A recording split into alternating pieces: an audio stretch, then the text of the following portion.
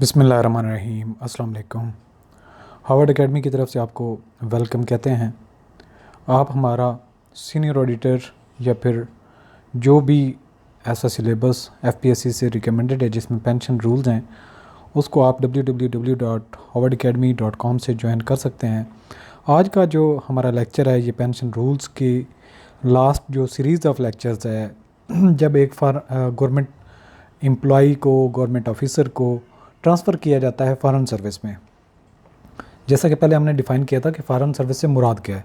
तो foreign service से मुराद ये है कि अगर फेडरल गवर्नमेंट का एम्प्लॉई है और उसको प्रोविंशियल गवर्नमेंट में अटैचमेंट पे या डेपुटेशन पे या टेम्परेरी ड्यूटी पे भेजा जाता है या उसकी ट्रांसफ़र की जाती है, तो इसको हम फॉरेन सर्विस की डिप्लॉयमेंट कहते हैं। या फिर सम टाइम ऐसा भी हो जाता है कि एक इंडिविजुअल को फॉरेन कंट्री में भेज दिया जाता है जहाँ पे गवर्नमेंट ऑफ पाकिस्तान का कंट्रोल नहीं होता, तो उसको भी फॉरेन सर्विस में कहेंगे।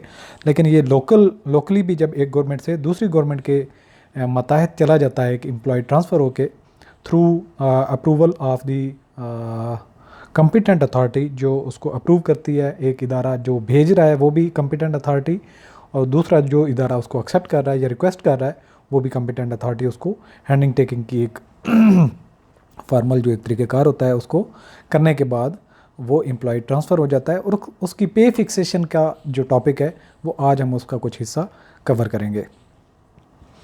आर्टिकल नंबर 764 ही हमने पढ़ना है और इसके जो ये हैं पार्ट्स हैं, ये 4 हैं, पहला, दूसरा, तीसरा पे फिक्सेशन के मुतालिक, और चौथे में हमने बात करनी है कि उसकी पे फिक्सेशन में अलाउंसेस वगैरह कैसे होंगे या उनकी कैटेगरी कैसे होगी।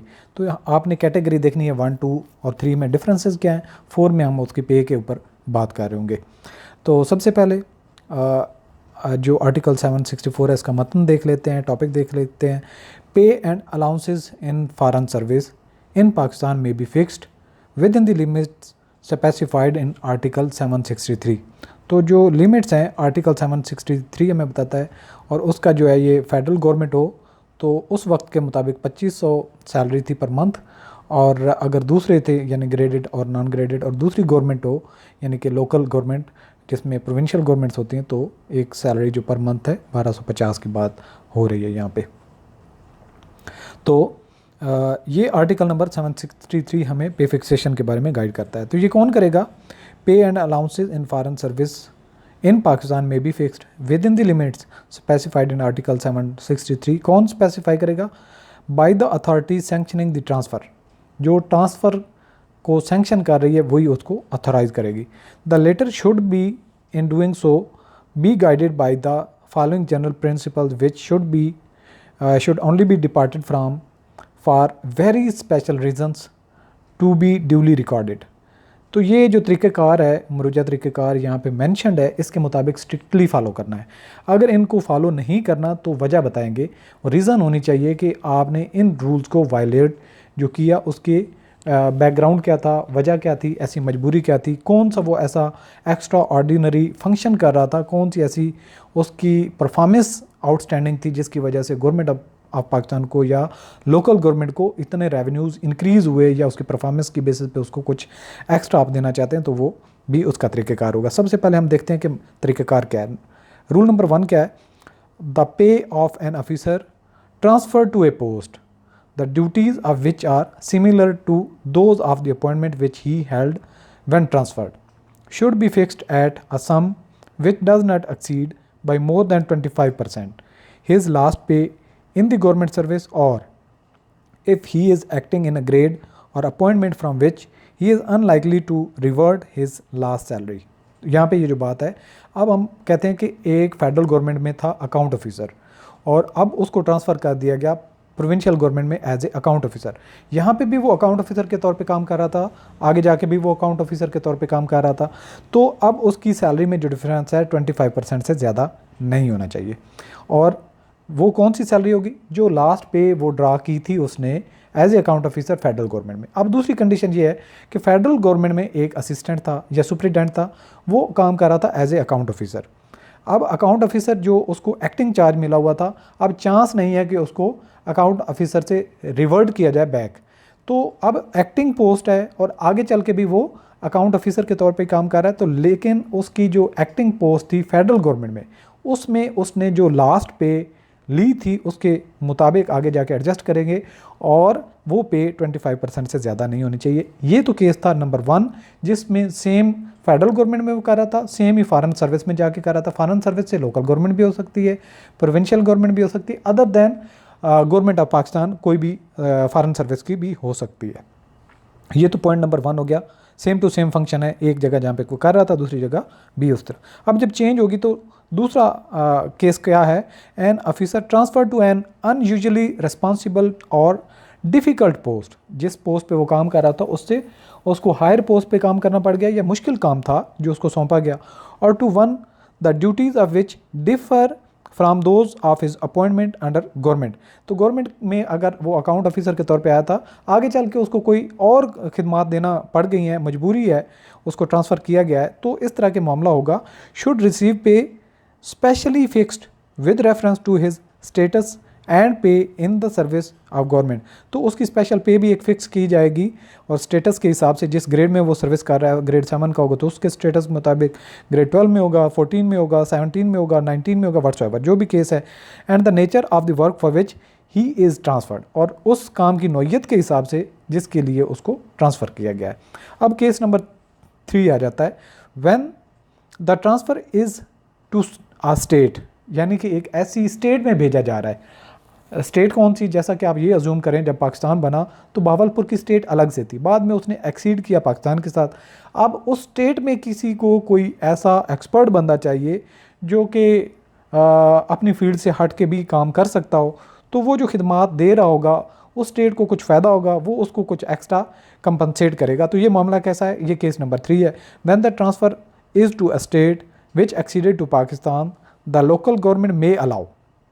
तो लोकल गवर्नमेंट यहाँ से मुराद ये है कि वो जो स्टेट, हम स्टेट ऑफ बहावलपुर की बात कर लेते हैं, वो उसको अलाउ करती है the officer concession not exceeding those specified in rule 2, यानी कि 25% से ज़्यादा उसको कंसेशन आप देते हैं, या रूल 2 के मुताबिक जो उसको हैं उसके मुताबिक उसको मज़ीद कोई कंसेशन दी जाती है। This rule is absolute and local government are not empowered to allow greater concession. तो ये जो कंसेशन का एक टाइम टेबल दिया गया है उसी के मुताबिक स्ट्रिक्टली फॉलो करना पड़ेगा, और लोकल गवर्नमेंट इसकी एम्पावर नहीं उसमें अल्ट्रेशन करे या चेंज करे। इन other cases officers may be allowed.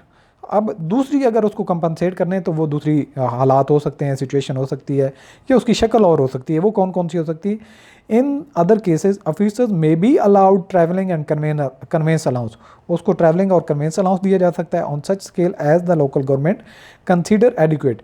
तो ये लोकल गवर्नमेंट देखेगी वो किस ग्रेड का ऑफिसर है, उसके मुताबिक उसको कन्वेंस अलाउंस वगैरह कंपनसेट करेगी। No other kind of allowances should ordinarily be sanction as they should be allowed for in fixing the pay of the officers in foreign service।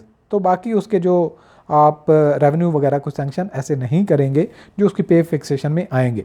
In special cases, अब अगर और भी हालात उसके लिए साजगार हैं कि उसको कंपनसेट करना है, फिर क्या है, in special cases in which the local government consider them necessary exchange compensation and local allowances. उसको एक्सचेंज कंपनसेशन कर सकते हैं, लोकल अलाउंसेज दिए जा सकते हैं, may be sanction subject to the former cases to provisions of article 41G of the civil accounts code as also the payment of leave and pension contribution. उसको leave pension और contribution वगैरह में भी दिए जा सकते हैं फ़ायदे बाय द फॉरेन एम्प्लॉयर। ये जो स्टेट का एम्प्लॉयर होगा वो दे सकता है फ़ायदे। The value of these concession being taken into account in fixing the pay of officers in foreign service. तो ये सारे के सारी उसकी कंपनसेशन होगी फॉरेन सर्विस में उसकी पे फिक्सेशन के हवाले से। अब केस नंबर 4 क्या है, increases of pay should be regulated as follows. अब रेगुलेशन किस तरीके से करना है, ABC 3 केसेस होंगे। पहला क्या है, an officer whose pay is fixed under rule 1। Rule 1 क्या था, अकाउंट ऑफिसर के तौर पे काम कर रहा था फेडरल गवर्नमेंट में, फेडरल अब लोकल गवर्नमेंट में भी या फॉरेन गवर्नमेंट में भी जाके अकाउंट ऑफिसर के तौर पे काम कर रहा है। अब क्या है, and who belongs to a graded service. Graded service का मतलब ये है कि वो ग्रेड 17 में था, उसकी 18 में 19 में प्रमोशन होगी, वो ग्रेड है। और हु इज़ ऑन प्रोग्रेसिव पे, यानी कि उसकी पे ईयरली बेसिस पे बढ़ रही है, और इन a service in which pay is regulated by time scale, या फिर उसका ऐसा स्केल था जो हर 3 साल के बाद उसकी टाइम स्केल चेंज हो रहा है। May on the occasion of each substantive promotion on his departmental list, जब वो डिपार्टमेंट में काम कर रहा था तो उसकी हर पीरियड कुछ के बाद उसकी प्रमोशन हो रही थी और वो डिपार्टमेंटल लिस्ट के मुताबिक उसकी प्रमोशन होनी थी। और अक्रूवल ऑफ पीरियडिकल इंक्रीमेंट, या फिर उसकी हर पीरियड के बाद यानी कि सालाना उसको इंक्रीमेंट मिल रहे थे। Be granted an increase equal to that which such promotion और increment would have given him in government service. तो ये सब समझा जाएगा कि वो जिस डिपार्टमेंट में हायर किया गया था उसी में ही काम कर रहा है और उसको जो इंक्रीमेंट या टाइम स्केल बेसिस पे प्रमोशन मिलनी थी या उसको फ़ायदा मिलना था वो भी उसको मिलेगा, plus Assam not exceeding 25% there on.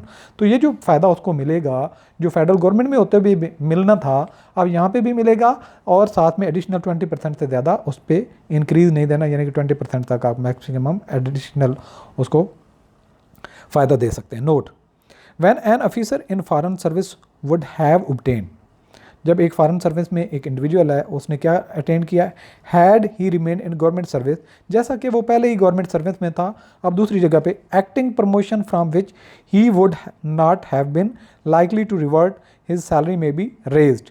अब फ़र्ज़ किया वो जिस डिपार्टमेंट से ट्रांसफ़र होके यानी कि फेडरल गवर्नमेंट से ट्रांसफ़र होके गया, एक पीरियड गुजरा 3 साल, अब अगर वो उसी इदारे में होता तो उसकी एक्टिंग प्रमोशन होनी थी और रिवर्ट नहीं होना था, तो उसको जो फ़ायदा होना था मदर यूनिट में यानी कि फेडरल गवर्नमेंट में वो ही उसको फॉरेन सर्विस में भी फ़ायदा दें with the consent of the foreign employer. ये फॉरेन एम्प्लॉयर से मुराद ये है कि जो कॉम्पिटेंट अथॉरिटी जो उसको सैंक्शन करेगी, रिसीव करेगी, to the amount which he would have drawn if he had remained in the government employ। अगर वो गवर्नमेंट की एम्प्लॉयमेंट में ही रहता तो जो उसको फ़ायदा होना था वो फ़ायदा उसको पहुंचाया जाए। दूसरा केस, ये तो थी ग्रेडेड पोस्ट पे, अब नॉन ग्रेडेड पे क्या है तो उस पर क्या लिमिट्स हैं। In all other cases in which pay is fixed under rule 1, rule 1 के मुताबिक पे फिक्स हो गई। अब जो है and in all cases in which it is fixed under rule 2 no increase should ordinary be allowed until the officer has been for 3 years in foreign service. तब तक यानी जब तक वो 3 साल पूरे नहीं कर लेता फॉरेन सर्विस में उसको कोई एडिशनल फ़ायदा नहीं देना।